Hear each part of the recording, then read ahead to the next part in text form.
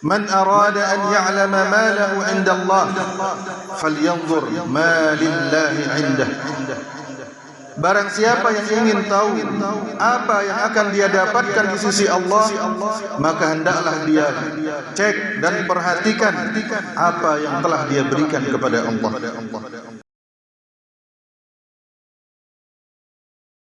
Alhamdulillah hamdan katsiran tayyiban mubarakan fihi kama yuhibbu rabbuna wa yarda. Wa sallallahu wa sallama wa baraka ala rasulihil mustafa wa ala alihi wa sahbihi a'lanil wara wa du'atil huda. Amma ba'd.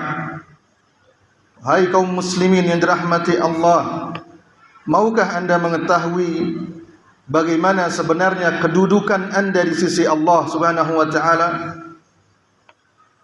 Mari simak sabda Rasulullah sallallahu alaihi wasallam untuk mengetahui hal tersebut.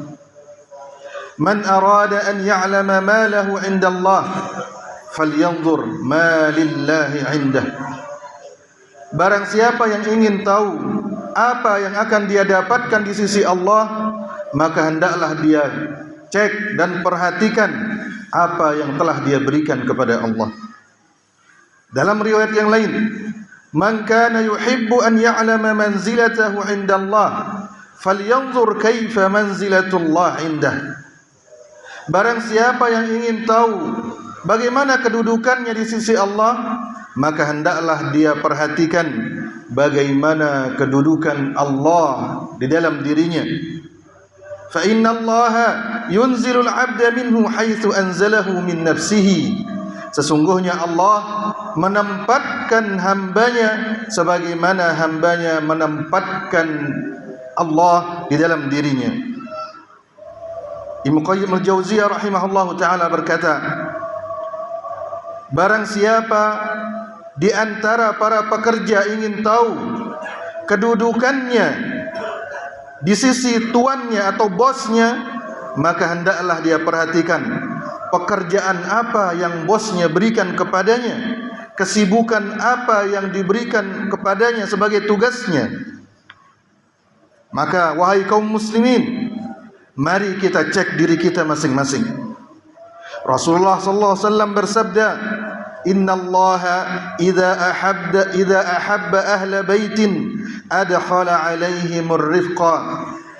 Sesungguhnya jika Allah mencintai sebuah keluarga, maka Allah masukkan ke dalam rumah mereka ar-rifq. Ar-rifq adalah lemah lembut dalam berucap dan berbuat, dan tidak mau mempersulit diri dan orang lain.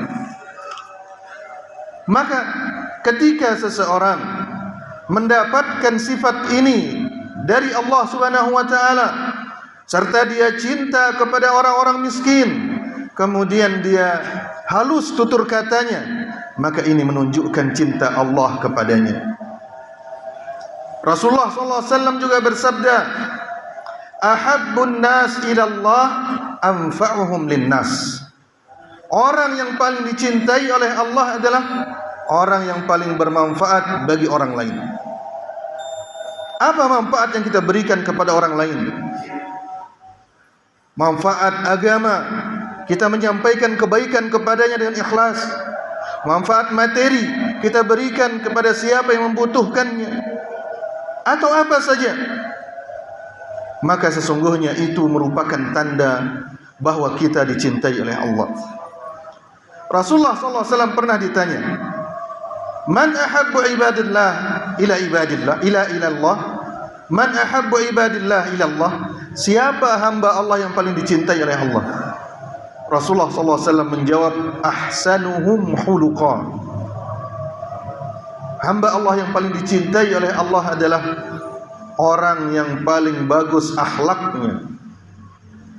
Ketika kita memiliki akhlak yang tinggi kepada Allah Subhanahu wa ta'ala, kepada diri kita, kepada sesama manusia, kemudian kepada hewan, bahkan kepada benda-benda mati, maka itu adalah tanda bahwa kita dicintai oleh Allah. Kemudian Rasulullah SAW juga bersabda, wa inna Allaha idza ahabba qauman ibtalahum faman radiya falahu ar-ridha wa man sakhita falahu as-sakhat. Sesungguhnya jika Allah mencintai satu kaum, maka Allah akan menguji mereka. Allah akan berikan ujian kepada mereka. Barang siapa di antara mereka yang ridha kepada apa yang Allah tetapkan, maka dia akan diridhai oleh Allah. Tapi siapa yang berkeluh kesah dan protes, maka Allah akan murka kepadanya. Abdullah bin Mas'ud radhiyallahu ta'ala anhu berkata, "Inna Allah ta'ala yu'til mala man ahabba wa man la yuhib, wa la yu'til imana illa man yuhib." Sesungguhnya Allah Ta'ala memberikan harta duniawi bagi siapa yang dicintai oleh Allah dan bagi siapa yang tidak dicintai oleh Allah. Namun keimanan itu hanya diberikan kepada siapa yang dicintai olehnya. Maka ketika Allah memberikan anda taufik menjadi orang yang beriman, beragama Islam, kemudian membuat anda senang dan cinta kepada ketaatan, maka ini adalah tanda kecintaan Allah kepada anda. Aqulu qawli hadza wa astaghfirullah li wa lakum.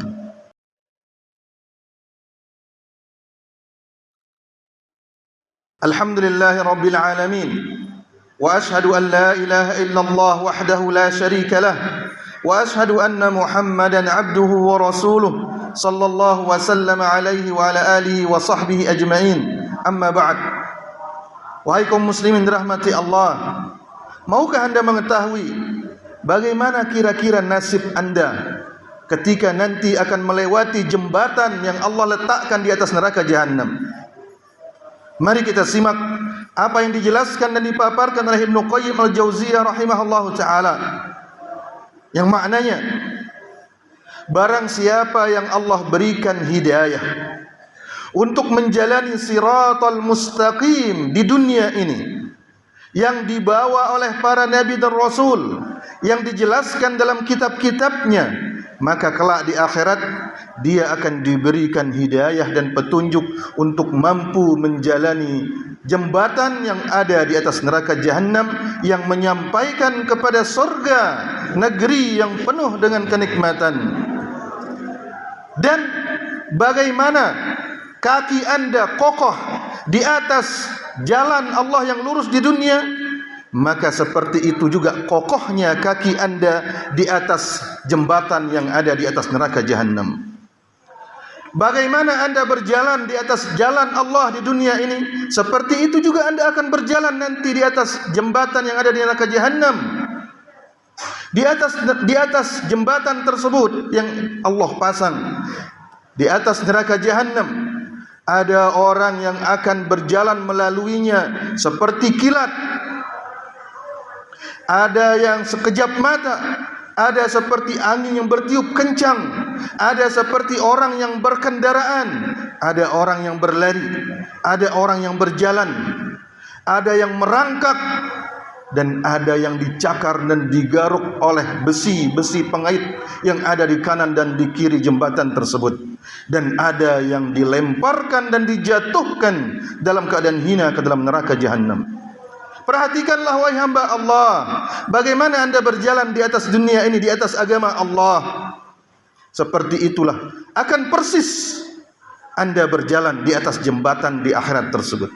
Hal tujzauna illa ma kuntum ta'malun. Kalian tidak akan mungkin diberikan balasan kecuali seperti apa yang anda kerjakan di dunia. Perhatikanlah syubhat, segala kerancuan, syahwat, nafsu-nafsu yang terkadang atau sering menghalangi kita, menghalangi langkah kaki kita di atas jalan Allah di dunia ini. Sesungguhnya ia ibaratnya seperti pancing-pancing besi yang mengait orang-orang yang berhak untuk masuk ke dalam neraka, yang ada di kanan dan di kiri jembatan yang ada di atas neraka, yang akan menyambarnya, yang akan menghalanginya dan menjatuhkannya. Jika banyak subhat dan syahwat itu menghadang kita, seperti itulah kondisi kita akan dikait, digaruk, dicakar oleh kail-kail besi tersebut di atas neraka jahanam. Wa ma rabbuka bidzallamin lil 'abid. Dan Allah tidak akan pernah menzalimi hamba-hambanya. Barang siapa di dunia ini Beliau melanjutkan di tempat yang lain, barang siapa di kehidupan dunia ini mudah disambar, dibelokkan oleh syubhat dan syahwat, maka nanti di akhirat dia akan gampang digaruk dan dikail serta dilemparkan ke dalam api neraka sebagaimana di dunia. Allahumma salli ala Muhammad wa ala ali Muhammad kama sallaita ala Ibrahim wa ala ali Ibrahim innaka Hamidum Majid, wa barik ala Muhammad wa ala ali Muhammad kama barakta ala Ibrahim wa ala ali Ibrahim innaka Hamidum Majid. ربنا اغفر لنا ولإخواننا الذين سبقونا بالإيمان ولا تجعل في قلوبنا غلا للذين آمنوا ربنا إنك رؤوف رحيم. اللهم وفق ولاة أمورنا لكل ما تحب وترضى. اللهم ارزقهم بطانة صالحة وقهم بطانة سوء يا رب العالمين. وصلى الله على نبينا محمد وعلى آله وصحبه وسلم، وآخر دعوانا أن الحمد لله رب العالمين.